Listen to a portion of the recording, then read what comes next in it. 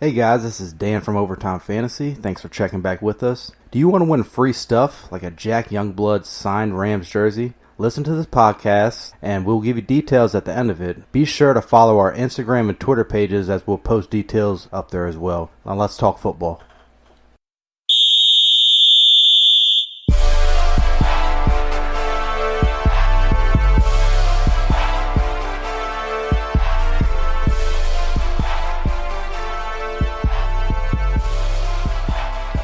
What's going on, everybody, and welcome back to Overtime Fantasy, where we go beyond the whistle to give you everything you need to dominate your league. I don't know what else to say. I felt like that was good. You know what I felt like was really good?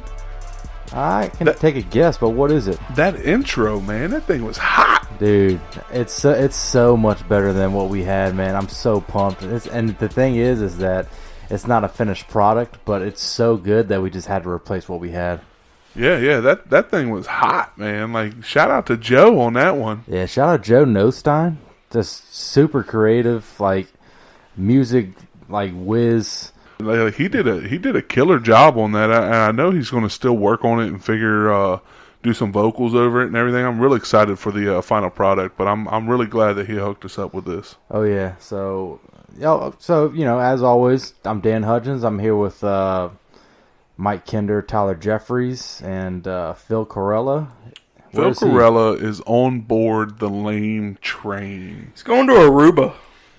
Yeah, I mean, I think he wore his welcome out of the Bahamas, so he's going to he's going to Aruba. Switching it up. Yeah, they were like, just get out of here. We're tired of seeing you. Here's what I think about Phil. Ooh. Can't do a lame train with the can. No lame train with the can. No lame train. Yeah. So what do we got today, Dan? How's it going? Doing good, man. How you guys feeling? Like, I think this was a pretty exciting week that just passed. Yeah. Oh my goodness, yes. Yeah. So today's show we're going to talk about kind of like a brief breakdown of what happened this weekend. The waiver wire ads. We'll talk a little bit about streaming quarterbacks and defenses. It's Monday, so we're going to talk about some of the overreactions that I got. And Julio Jones scored a touchdown on Sunday, but I still think we like the segment of who has more touchdowns than Julio Jones. So we'll do that last, and then we'll have the fantasy stud of the past, which will be Tyler. Yeah, that's going to be me. You going to stump us? I don't think so. I mean, it's really hard to stump y'all. But I'm going to do my best. I'm going to give it a gold star sticker effort. Here's the thing with you. You go back like 1986. Yeah, that's because like he wants us to feel like he feels like every time. And here's the thing. Like you say I want to stump y'all. I don't know if I've guessed one correctly yet. I think over under Tyler's gotten more right than Kinder. Yeah, absolutely. Because I know that you've gotten two. So I don't know. I might have gotten one, but I don't think I have. And I just have a hard time with the past, man. Like I live in the present, and that's why, I celebrate being a fantasy football champion because I am the current champion of League Show Me Your TDs, and I'm looking to go back to back, bro.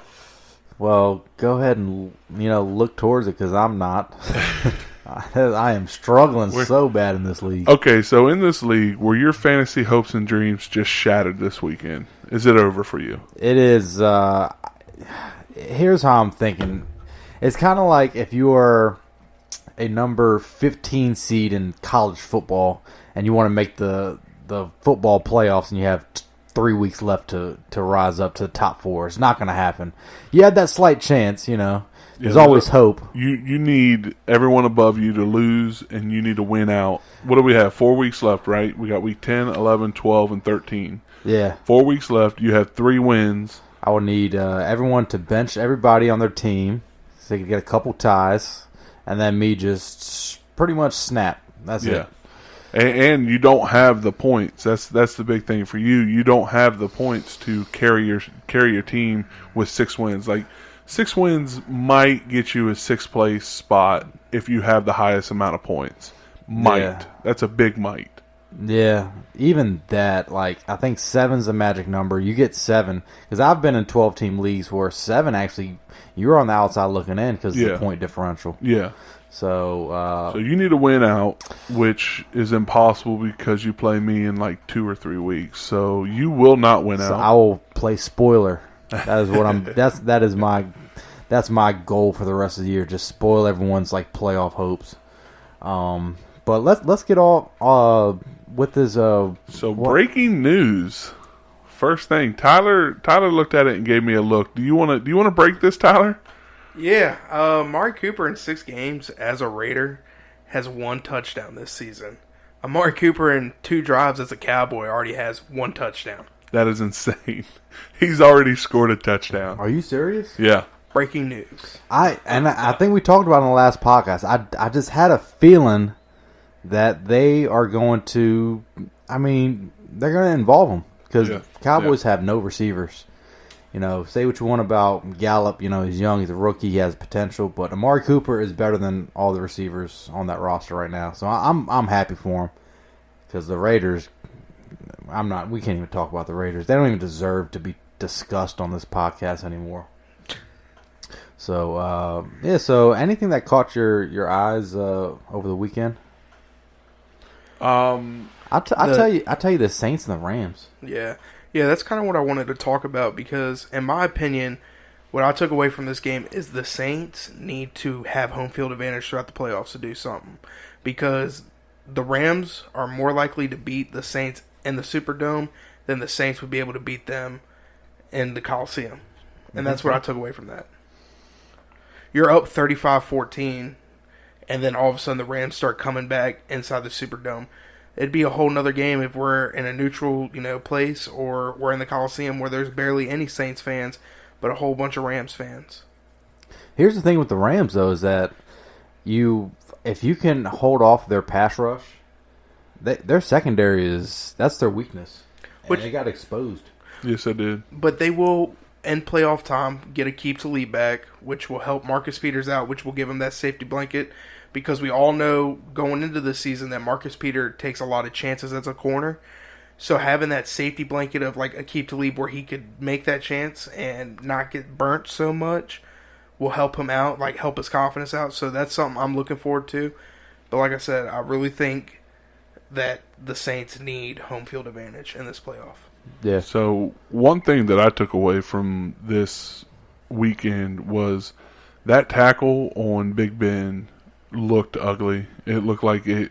So they just keep an eye on Big Ben before they have the Thursday game. So it's a short week.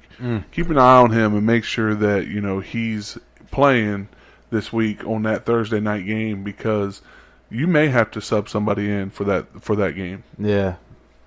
Yeah, a short week, and that was one of those hits that reminded me of like Aaron Rodgers getting hit, landing on his shoulder.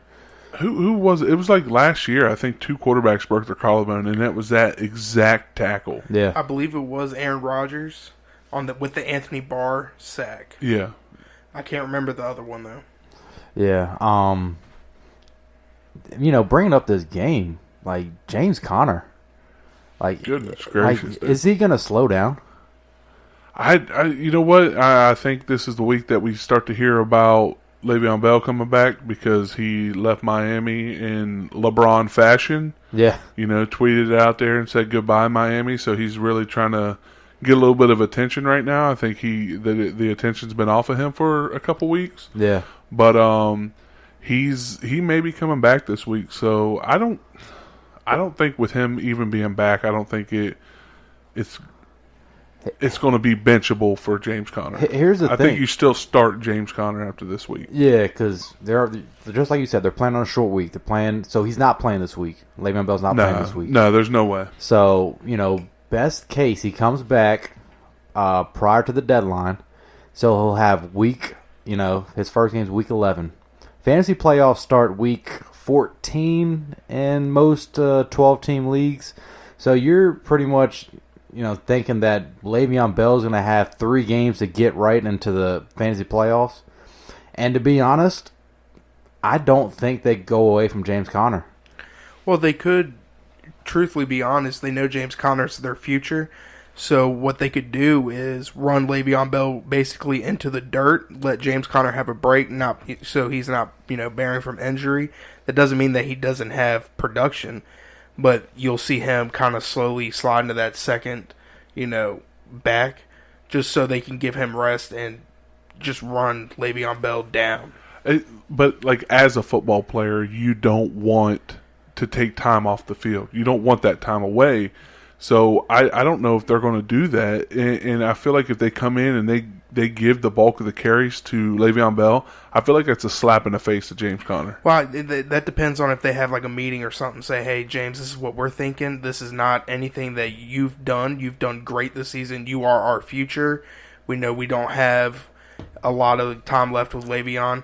We would not like for you to get injured. That doesn't mean you're not going to see the field, but we're going to give Le'Veon the bulk of the carries just so we don't have any issues with you. Yeah, I get that. Because we saw one hit, like with Ben Roethlisberger, changes everything. Oh, yeah, absolutely. And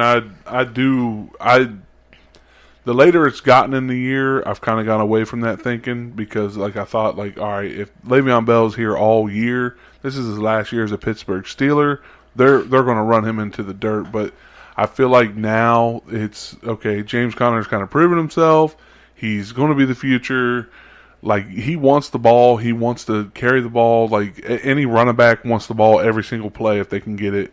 And I don't think he's going to be willing to just lay down the rest of this year and wait until next year to come back, Yeah. Here's my thinking is that if they bring if Le'Veon Bell comes back, he gets more carries than James Conner. I really think the Steelers aren't that good because Le'Veon Bell missed 3 months of football. Last year, he pretty much missed the whole preseason, came back week 1, and struggled about the first 2 to 3 weeks of the year to get his his feet back. James Conner has been, you compare the stretch he's on right now to any point in Le'Veon Bell's career, he's putting up just as good as numbers. Yeah. Le'Veon Bell's a better running back, though, so I'm not going to... And the big difference between coming back at the beginning of the year and then coming back at week 10, week 11, we'll probably see him week 11. The big difference in that is the conditioning, the game shape of all those around him.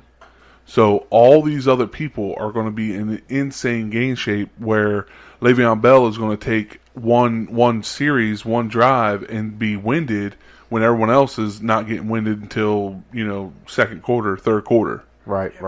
Well, let's talk about the Chiefs with Patrick Mahomes and Kareem Hunt and Travis Kelce. Is that the greatest show right now? Have they surpassed like the Rams earlier this season where everybody was like, hey, this is the best offense we've seen? Like, have they surpassed that? I don't think so. Like, I think the Rams and the Chiefs are right there neck and neck.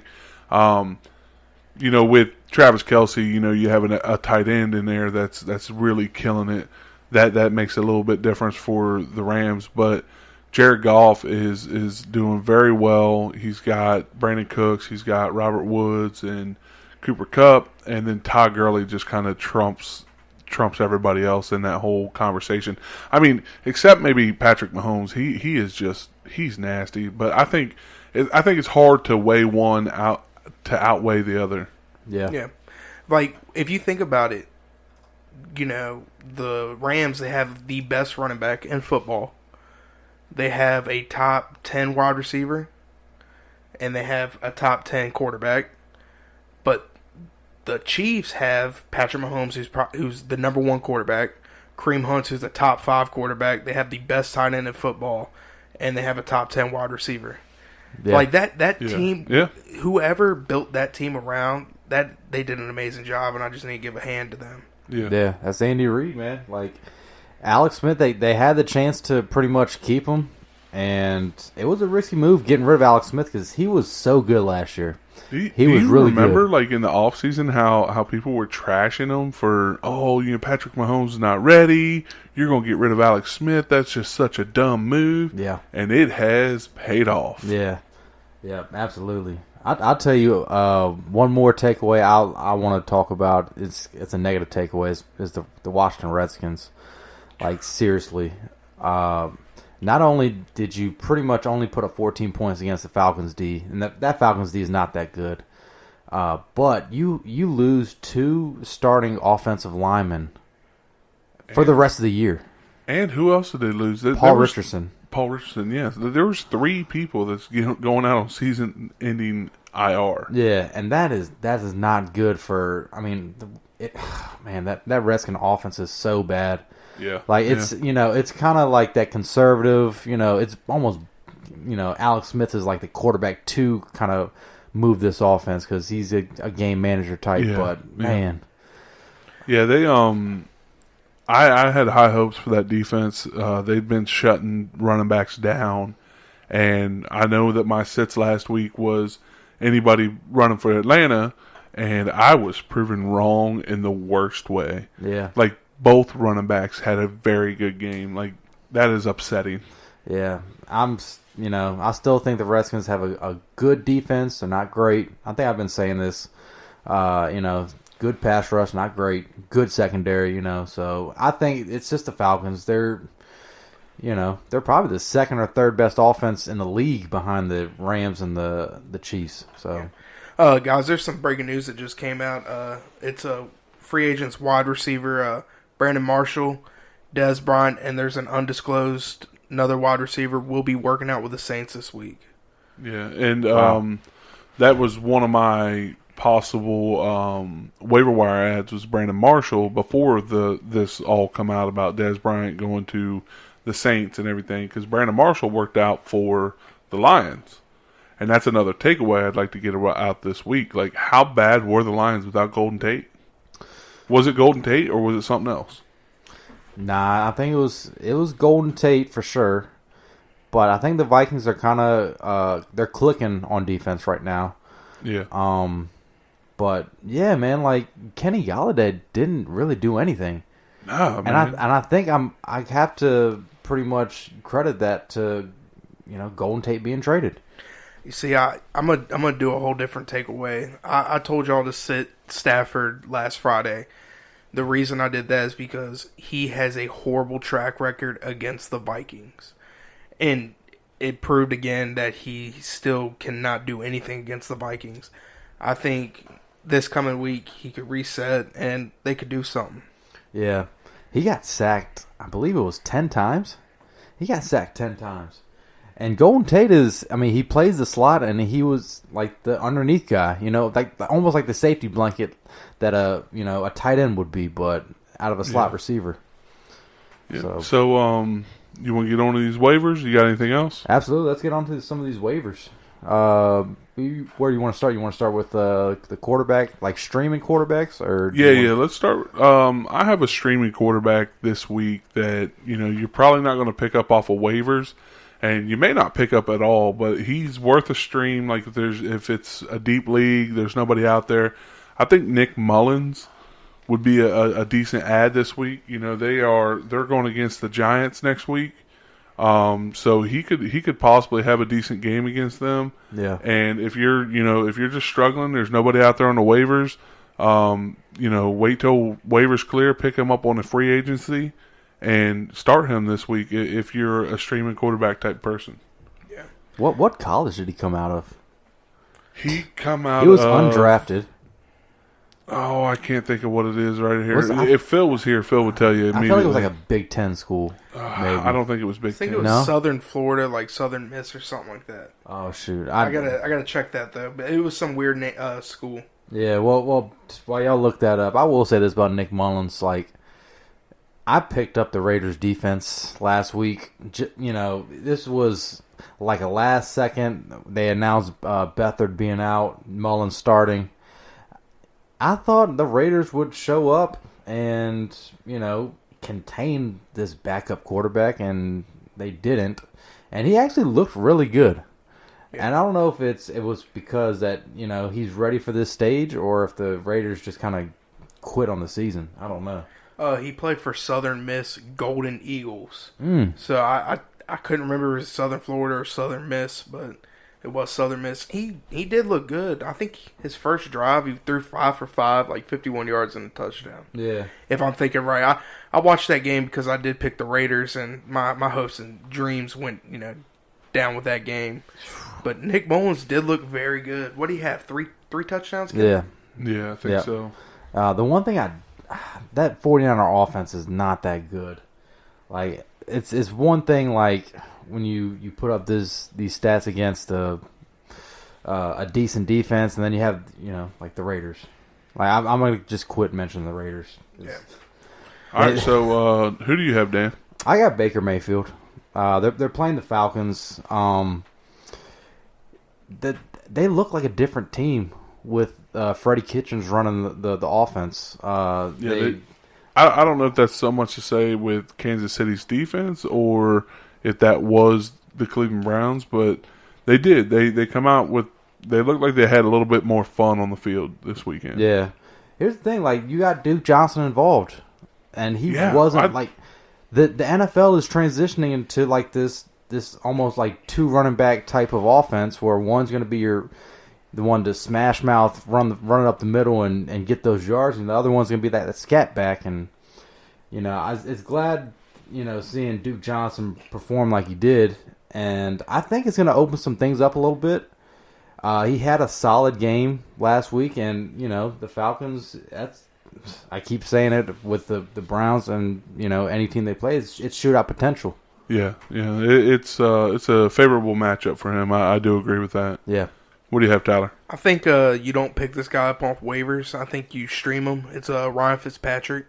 That was my start last week. Yeah, playing against Washington. Washington, I know it was the Falcons, but their defense just looked like they were missing, and Josh Norman looked just rough. So I think Fitzpatrick, he came out and threw 4 touchdowns this past week, and I feel like he could go out there and throw you 3 touchdowns. My thing with Fitzpatrick is I feel like if you don't pick him up off of waivers, you're not going to get him. Yeah. Like, I feel like you have to pick him up off waivers just because he come back, had the solid week, and I think a lot of people picked him up, and then he come back and had another, after he filled in for Winston, had a great week, and then last week had a very good week. I think if you don't use a waiver claim on him, you're not going to get him.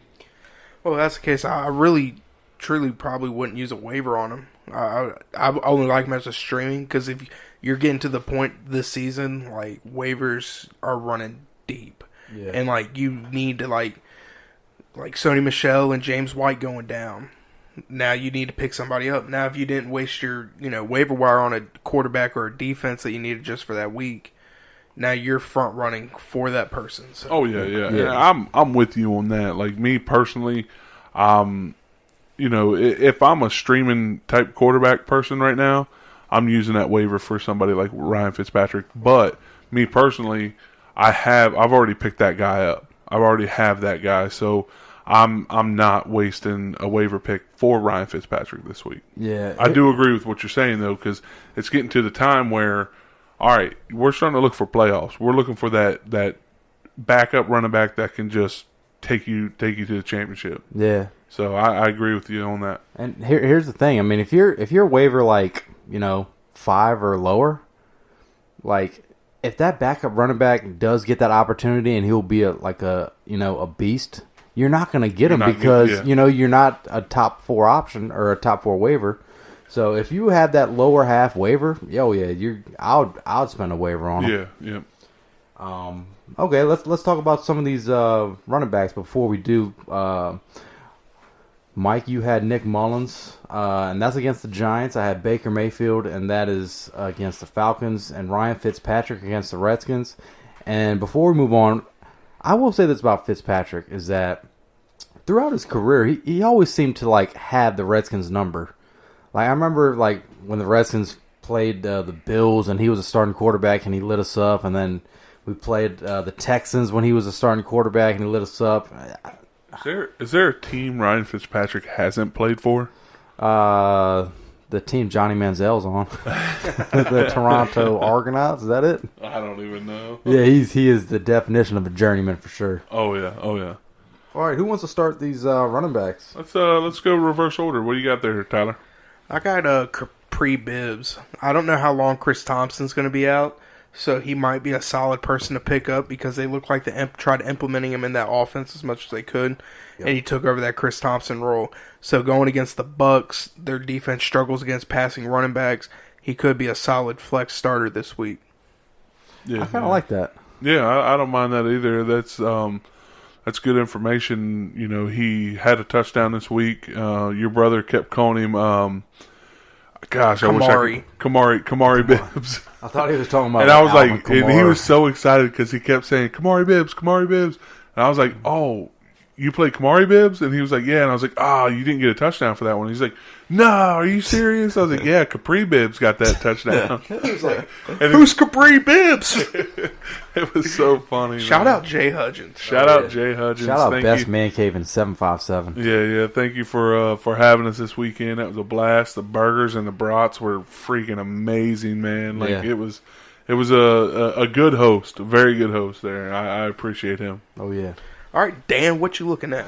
I put Duke Johnson. I think he's owned in a lot of leagues now. About 50%. About 50%. Yeah. Okay, so obviously if he's out there, you definitely scoop him up.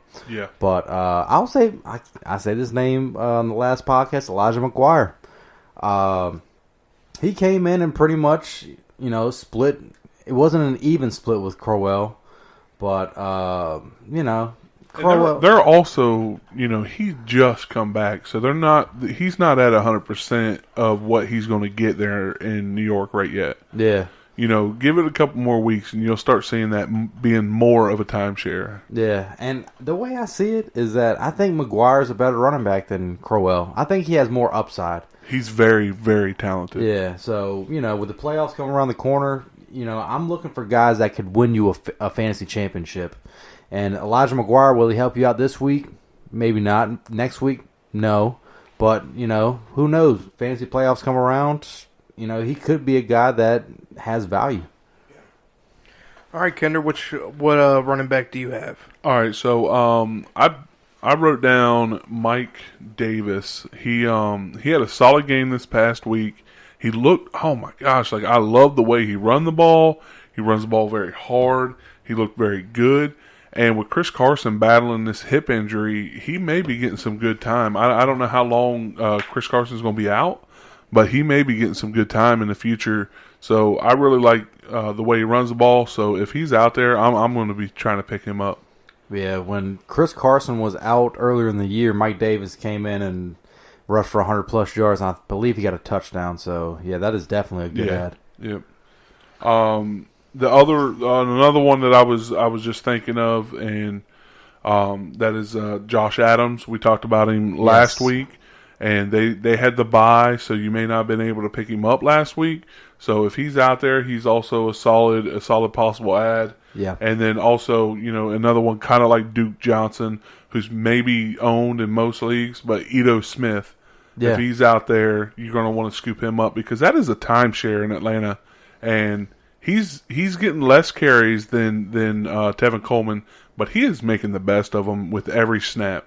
So you mentioned some running backs. All right, so Mike Davis, Ito Smith, and Duke Johnson. Who would you target? You're probably only going to get one of them. I'm probably going to target Duke Johnson because it looks like with the way that the new offensive coordinator come in, they're going to be weighing hard there on Duke Johnson. So it would probably be Duke Johnson for me because the other ones are kind of, injury dependent. Like Mike Davis, he's only going to be in there as long as Chris Carson's out. Yeah. So I like Duke Johnson on that. Okay. So to wrap up, so you said Mike Davis. You also threw in Ito Smith. And Josh Adams. Yeah. And I like that Josh Adams. Whoever is going to be the lead back in Philly, that's someone you put on your team. Yeah. And right now, that's Josh Adams. Yeah. I said Duke Johnson, Elijah McGuire, Tyler, you had Capri Bibbs. Or Kamari Bibbs, whatever floats your boat.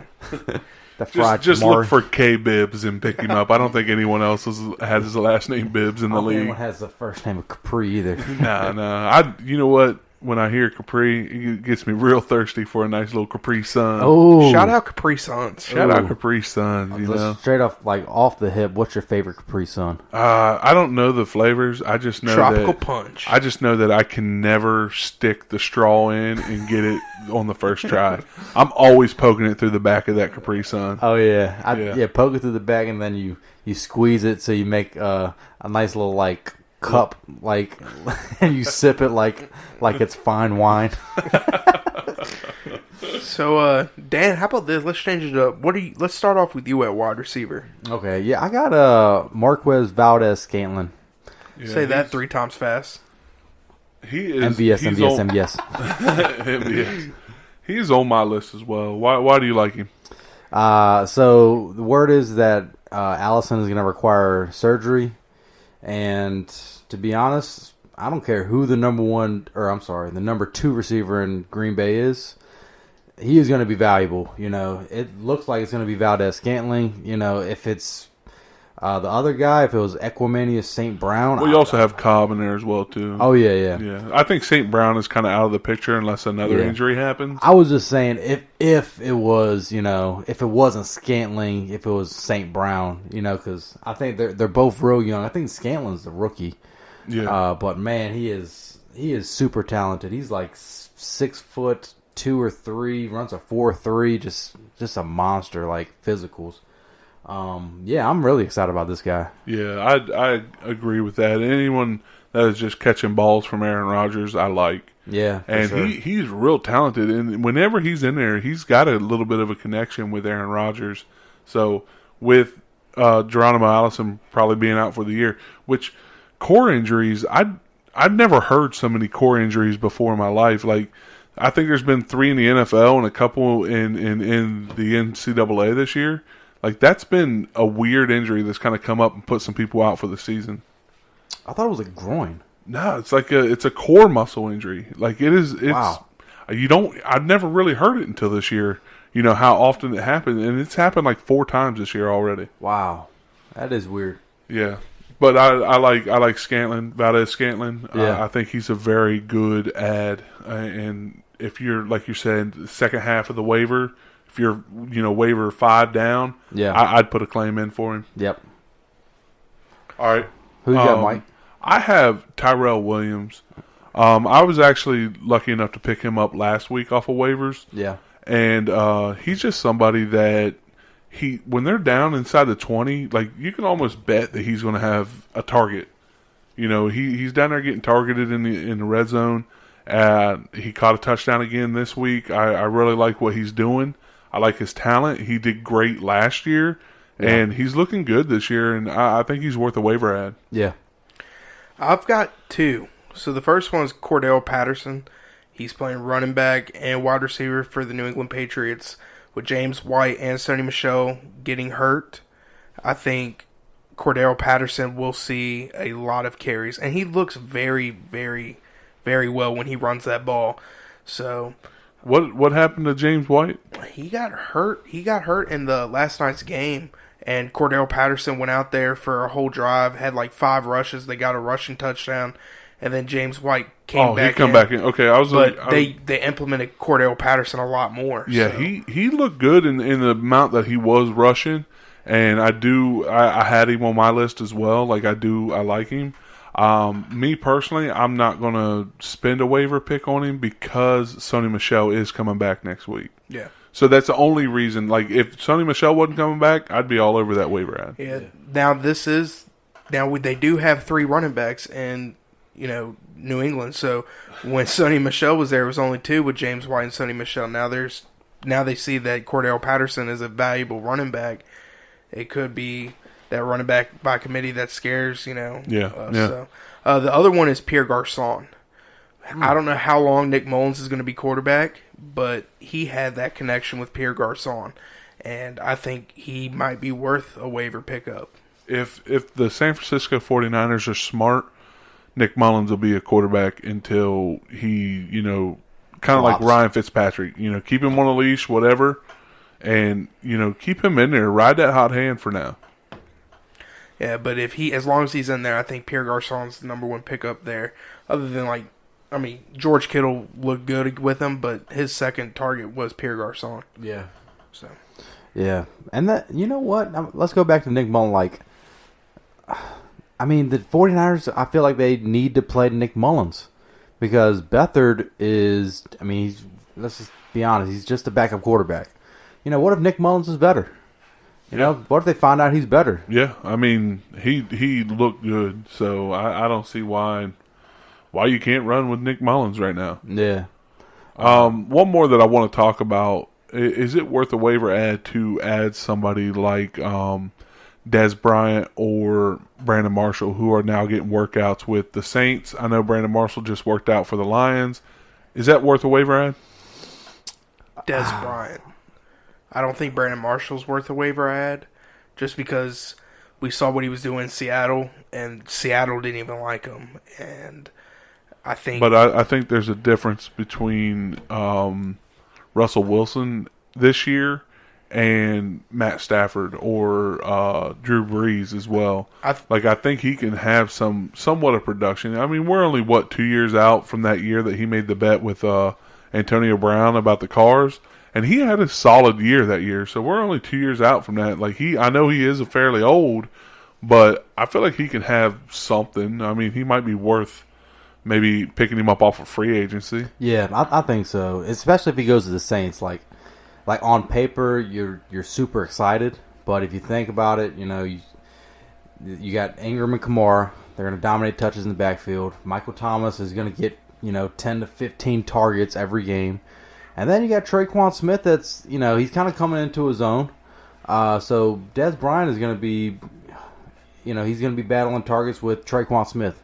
Yeah, yeah. So I wouldn't waste the waiver, but yeah, definitely worth the ad for sure. Yeah, I think the best fit for that just you naming off all that, the best fit for the Saints probably would be Des Bryant, because you have Traquan Smith running the slot with Michael Thomas on the out. You need that other red zone target. Brandon Marshall is older. So, unless you're going to throw Brandon Marshall on the slot and run Traquan on the out, I really don't see that happening. Yeah, I agree with what you guys are saying. All right, I'll throw one more name out there. They had a bye week last week, Christian Kirk. Maybe Josh Rosen turns the corner and, starts to pick up his game a little bit. And with Fitzgerald being kind of having a very good game before the bye week, maybe that Arizona offense starts to click a little bit. So yeah. I think that's maybe not a waiver, but definitely worth the ad. All right, wrap it up. So you had Tyrell Williams as your main. I had Marquez Valdez-Scantling. Tyler had Cordero Patterson and Pierre Garçon. Yeah. I think that's solid. So yeah, on the tight ends, I think we actually had some waiver ads on tight ends this week. It's definitely some people you could possibly target. Yeah, and now for me personally, I'm not really adding these on waivers unless I'm down 10, 11, or 12 on waivers. I know some fantasy football leagues do like fab budget. Yeah, and I'm only putting a couple dollars towards some of these people if I have a fab or anything like that. But my tight end pickup of the week would be Ben Watson. He's just he's was a monster this week. He got a lot of catches. I actually had him on my team, and I ended up dropping him for Vance McDonald, and I kind of kicked myself. I got the win. I am lucky that I got the win on that, but Vance McDonald did not have the game that Ben Watson did.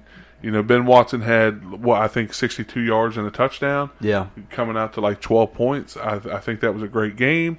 He's got a little connection there with Drew Brees. I can see that continuing and getting better throughout the rest of this year. Yeah, for sure. You guys got to help me out with this name here that I got. Jeff Heuerman? Heuerman, yeah, absolutely. Did I get that right? Yeah. Wow. Yeah, this is a deep sleeper, tight end. He's not gonna be like an every week starter now, but they just traded Demaryius Thomas, and to be honest, Cortland Sutton's role didn't really increase, which was kind of disappointing because I was all about him, starting him this week, picking him up. And I don't want to overreact to stuff like this, but when Heuerman had a game like that at the tight end position, if you have a spot and you're weak at tight end, he's worth an ad in my opinion. Yeah. He's he's from Ohio State. Oh yeah, you like that? He was a beast in Ohio State, dude. Oh yeah, yeah, I love that guy. When is he? Is he a rookie or is he like how many years has he been in the league? I don't think he come out last year. I don't think so either. He come out in 2015. Yeah. Okay. Yeah. Who do you have there, Tyler? I've got Vernon Davis. My boy. Man, Vernon Davis looked good. He, there wasn't a lot to, rant about, with the Washington Redskins offense, but Vernon Davis looked very well in that offense. Even with Jordan Reed healthy, I think he had 60 yards. So, to me, he's, tight ends getting hurt, going on buys. Vernon Davis is probably worth a very solid ad. And here's the thing, too. No, we didn't mention. We mentioned last week Jack Doyle. If he's out there, I think he's number one over all these guys. But yeah, I don't think he is out there in many leagues now. And another one I like still, we talked about last week, Chris Herndon. Yeah. He had another week. He got, I think 4 targets. He caught 3 balls for 62 yards. 6 points, 6.2 points. From a streaming tight end, too. On a streaming tight end is a good play. So I think he's worth an ad, and I think he's going to keep getting those targets and keep getting those plays. Popping tops. Am I the only one doing that? Yeah, you're the only one right now, man. God, I feel so bad about myself. I guess I have to drink my sorrows away. Yeah. So to wrap up tight ends, Ben Watson, Mike had Ben Watson. I had Jeff Heuerman. Tyler had Vernon Davis. Is there any defenses we want to talk about? I think this is a good week for streamable defense. Yeah. You have Atlanta at Cleveland, and Tyler's over there shaking his head, so I don't think he likes that one. But I don't like Atlanta's defense ever being a streamable option. Yeah, I get that. But if you're out there and you're streaming week in and week out, and there's no one else available, I don't mind Atlanta because they are playing Cleveland. Yeah. See, I like Colts versus Jags, and it's not because I'm a Colts fan. It's because, Blake Bortles is throwing the ball. Yeah, I do. I like that one as well. I ran a Madden simulation, and I didn't even play it just, this week coming up, Colts and Jags at Indianapolis, and Blake Bortles had 4 interceptions and 129 yards. That sounds pretty accurate. I think that could happen. I'll say this: keep an eye if someone drops the Washington Redskins. They just gave up 38 points to the Falcons, and then they're going to be playing the Buccaneers, who has potential of putting up points. But we all know that Fitzpatrick is. He can turn the ball over a lot. Yes, he has. There's that potential of him just imploding by halftime. Yeah. So that's a defense I would consider if it's out there or if someone drops them. Other defenses, you got the Jets and Bills are playing each other. You play either one of them. I think both will be good plays. Low scoring game. Yeah. Yeah. Back to the Washington real fast before we move on.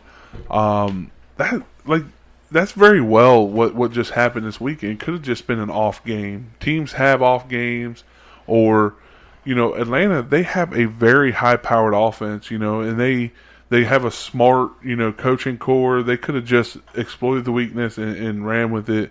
But I think that was just really just an off game for Washington, if you ask me. Yeah, I hope so. I really do hope so. Yeah, and then also Kansas City's playing Arizona. I think that's a good streamable matchup. And then, like you said, the Jets and Bills, you play either one. New England's playing Tennessee, and they can get 37 sacks in that game. Oh yeah. And then you got the Chargers playing Oakland. So those are all streamable defenses. Is it time for some overreactions? I think it is. Let me check my watch. Yep, it is. All right. So let's start with quarterbacks.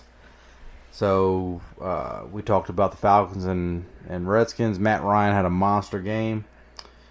From here on out, Matt Ryan behind Patrick Mahomes. So he's the second best fantasy quarterback moving forward. I think that's an overreaction. Okay. Well, go ahead. I was going to say I think he is top 4, but I do not think he's top 2 moving forward. Okay. I think he could be. He's on pace to beat the year that he had. What was it? 2 years ago now? 3 years ago. He's on pace to beat that. So I think he can very well continue this and keep doing what he's doing and finish as a number 2 quarterback. Yeah. Okay. Yeah. And now top 4. That's not that far out from being a top 2. So I don't think it's crazy to think that he could be a top 2. Yeah. I think it's a good reaction. Okay. Matt Stafford with just a horrible game. You can drop him for a better streaming option. I think that's an overreaction as well. I see that in our league that somebody dropped Matthew Stafford, and whoever did that is scared of Matthew Stafford, but I really think that it's just an off game. He plays horrible against the Vikings. Yeah. I dropped Matt Stafford because I have Gronk. I have Gronk, and I just thought like maybe I could use an extra 2 or 3 points by picking up just anybody. I picked up like 3 tight ends and dropped each of them. And but I dropped Matt Stafford mainly because I have Tom Brady as well. So I didn't really need Stafford on my team anymore. I mean, that makes sense. Yeah. All right. But I like you. I like you throwing shots over there. I appreciate that. Yeah, that was just I didn't know who dropped. I was like, man. I didn't either until Kender said it was me. His guilty conscience had to. Yeah. I had to step in and defend myself. All right. Let's do some of these running backs. So Dalvin Cook came back. 10 rushes, 89 yards. So they had the bye week. After the bye week, he is an every week starter.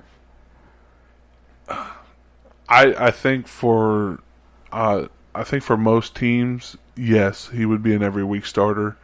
For my team, however, I'm going to be fighting myself week in and week out because I have Todd Gurley, James White, Joe Mixon, and Dalvin Cook, and I'm really going to be kicking myself in the rear end if I start the wrong person. Yeah. Yeah. You know what? I think that's an overreaction just because you said he had 89 yards. Yeah. He had a 71-yard rushing. Yeah. He had but 10 attempts on 89 yards with a 71-yard rush on one of them. That's not that great. Yeah, but he also got eased in. He also wasn't, getting the bulk of the workload that he would normally get. And I feel like he, now we're talking about just a starter. So we're talking top 30? Top 30 to 40. Yeah. If you're just willing to start somebody, I think he's top 30 to 40 every week. Yeah. The only thing that scares me is I really don't think that the Vikings go away from Latavius Murray, and they shouldn't. I do agree with that. But I think it'll be a timeshare, and I think Dalvin Cook will get the majority of that timeshare. But I do agree. I think Latavius Murray still stays somewhat fantasy relevant. All right. Nick Chubb with another solid game. Moving forward, he's a top 15 running back. That's an overreaction, in my opinion. Oh, you know what? I don't think that's an overreaction. Gosh. That's my first non-overreaction. Did you guys agree to We're disagree not with agreeing everything? we're not agreeing on anything. I really agree to disagree. Now, don't get me wrong. I don't think that he's far from that. I think he's 15-14 moving forward, though. Okay. Yeah. I don't know. Like it looked like there was a couple times where I saw the rushes, and like all they needed was a yard, and he couldn't get it, and it just. I don't know. I always have a negative outlook on the Cleveland Browns. They've hurt me so much in my life that I think I'm never gonna be positive towards the Browns. Like I love the Browns, and everything, but like it's just painful to watch. Moving on from this sad story, what's the next one? All right. We should have had some sad music in the background. So the Saints bottled up Todd Gurley. Bottled him up. I mean, really on 70 some odd yards, 70 plus yards total with a touchdown. that's about as good as you're going to do against Todd Gurley. So, besides like your pretty much top running back locks, you sit running backs against the Saints. That's tough. I feel like if you're on the fence about running back, like if you were on the fence about a running back going against the Lions this week, yes, you sit them against the Saints. I do agree with that. But there's probably about 15 running backs that I would start no matter what, even if they are playing the Saints. But after that, yeah, you could start thinking about sitting some running backs. The Saints have the number 1 running defense in the league. Yeah. Oh, they're nasty. And I think your top 10 guys, top 15 guys, like you said, you're going to have to play them. But other than that, I don't think you play anybody going against the Saints. So can we get some names out there? So what if I know they're probably not going to play, but like a Philip Lindsay, would you sit him?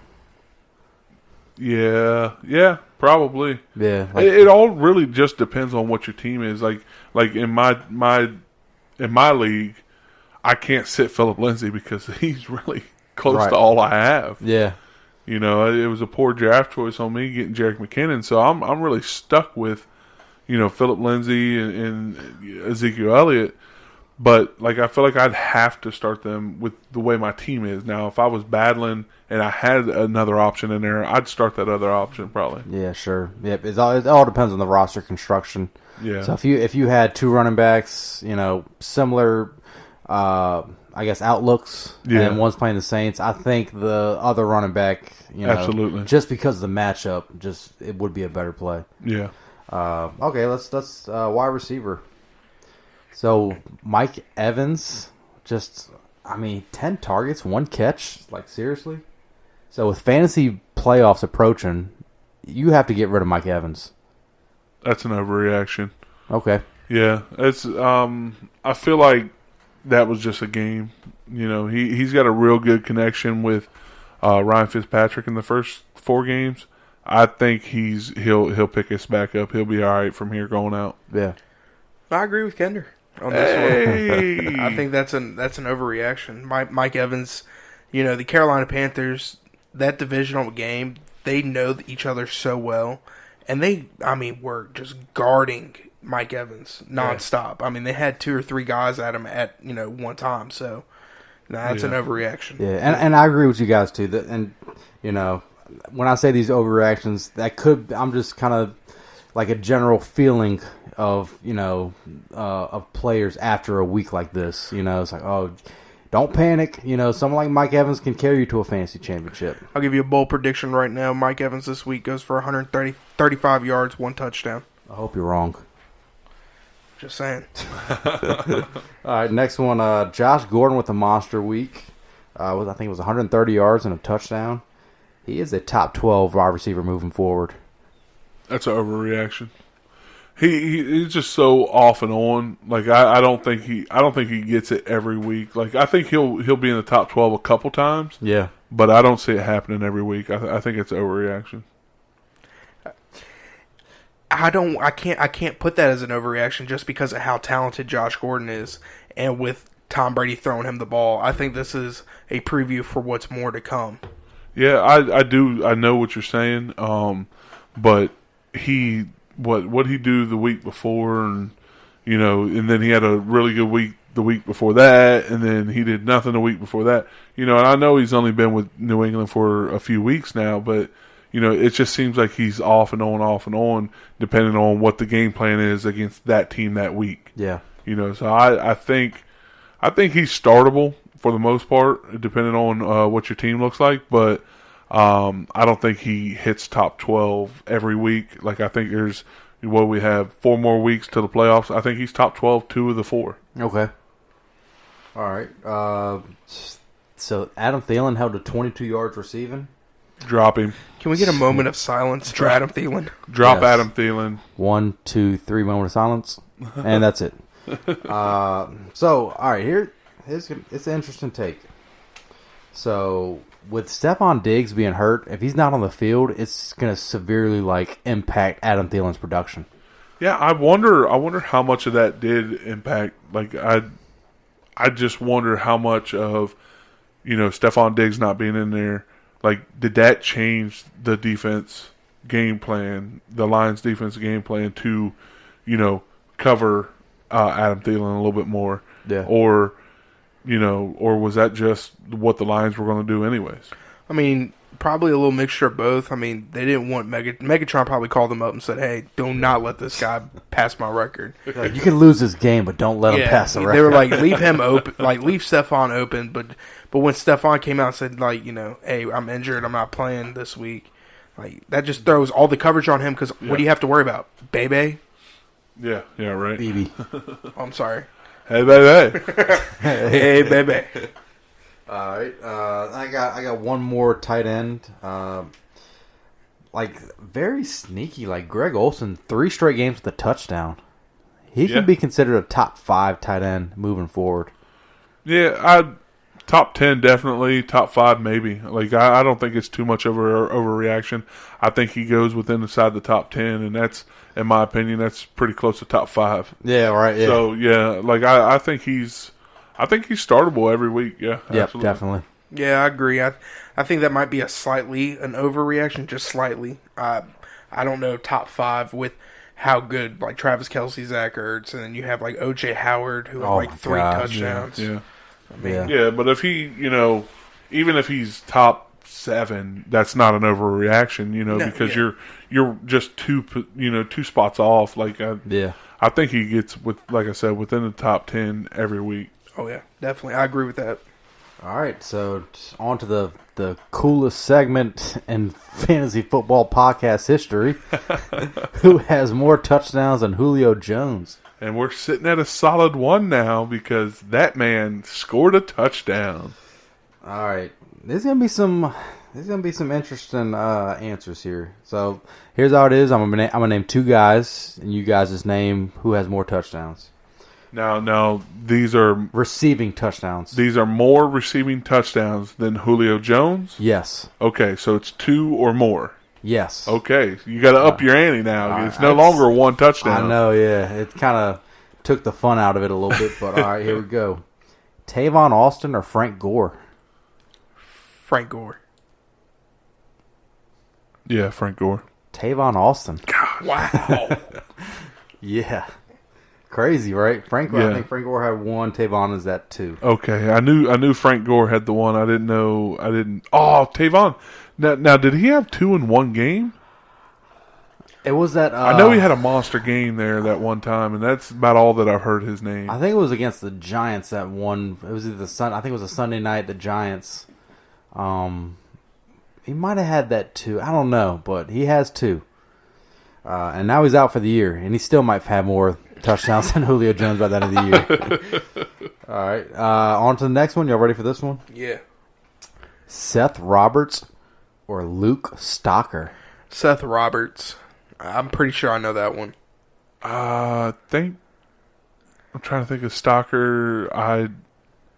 I'll go Seth Roberts as well. Yeah, Seth Roberts. Yeah. I remember because then I know he had 1 against the Colts. I can't remember he had 2 against the Colts.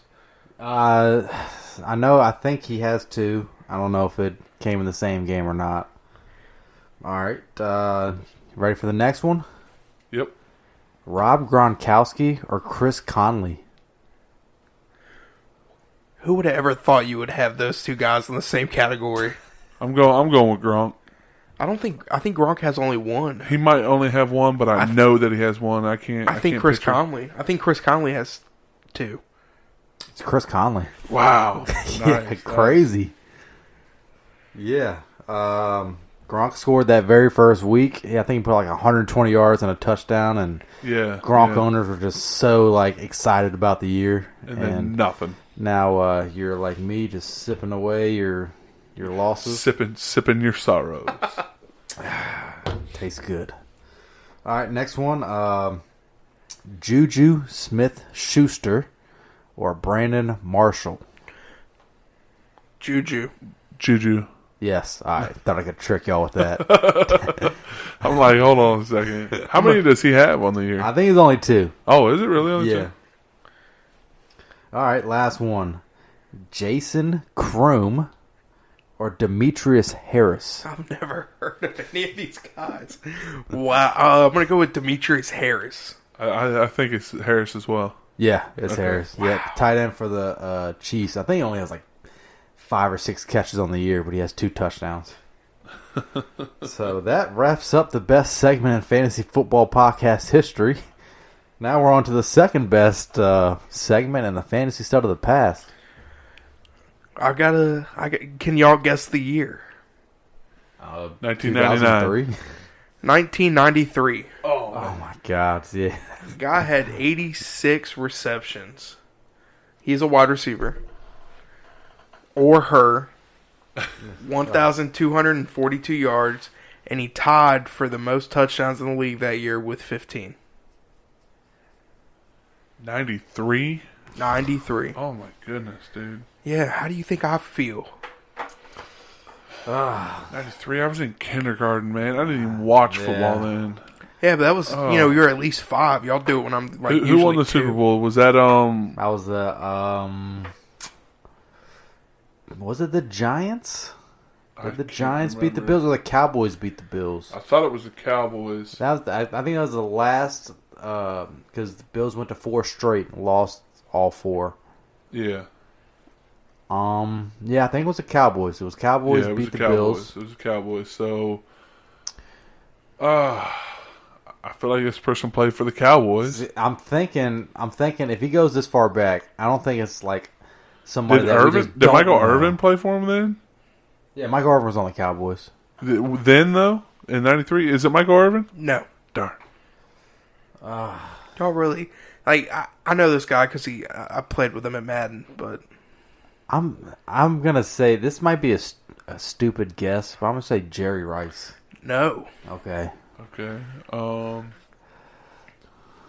His nick. You want me to give his nickname? Would that help you? Nah, Yeah, maybe, give I us don't his know. name. Bad Moon. Yeah, that That- doesn't help me at all. You want me to give you his middle name? No, that's not gonna help either. Sure. Okay. Praveen. Yeah, definitely doesn't help. Yeah. Um, If you gave us a team, I really don't yeah, know just the give player. us a team. Give you the team? Yeah, Yeah. give us a team. Played for Atlanta. Atlanta? Oh my goodness, dude! This is 1993. I'm trying to think like Tecmo Super Bowl. Like I used to play the crap out of that game. I'm trying to remember the receivers up there, and I'm having a hard time. What's his first name? Andre. Andre Rison. Yep. Oh Damn. wow, yeah, absolutely. Shoot. Holy cow! And that is a name that I know. I knew that too, man. I know Andre Rison. It's just The like thing, I know he played for the Bills at one point. I just couldn't remember. Now that you said that, now I remember he played for the Falcons. heck yeah, that was a good one. That was a good one. Right, he played for the Bills, right? He did not play for the Bills. I'm thinking about Andre Reed then, or Andre Reed did play for the Bills. that's okay. Yeah, that was a good Andre one. Rison came in as a rookie, played for the Indianapolis Colts, then went to Atlanta. Heck yeah. So, like we said before, if you got that before, well, we didn't get it, but if you got that, let us know. Let us know that, hey, I got that fantasy stud of the past. Follow us on Twitter at Fantasy Overtime. Follow us on Instagram at Overtime Fantasy. Follow our Facebook page at Overtime Fantasy. Anything else? The giveaway. Yes. It's going. It's in the works right now, getting all set up, but it's going to have to deal with. There's going to be a website you go to, and there's different things you have to do, and it'll get you a certain number of entries per thing you do. Like follow us on Twitter, follow us on Instagram, subscribe to the podcast. All these certain things to get you, number of entries into this to get you this Jack Youngblood jersey. All right. It is in the works. It's going to come out with more details soon. All right. I like that. So, yes, thank you for listening. Thanks for all the followers. Thanks for the feedback. We appreciate everybody. Dan, you look like you're ready to say something. What's up, man? Yeah. By the way, shout out Brian Schlangen.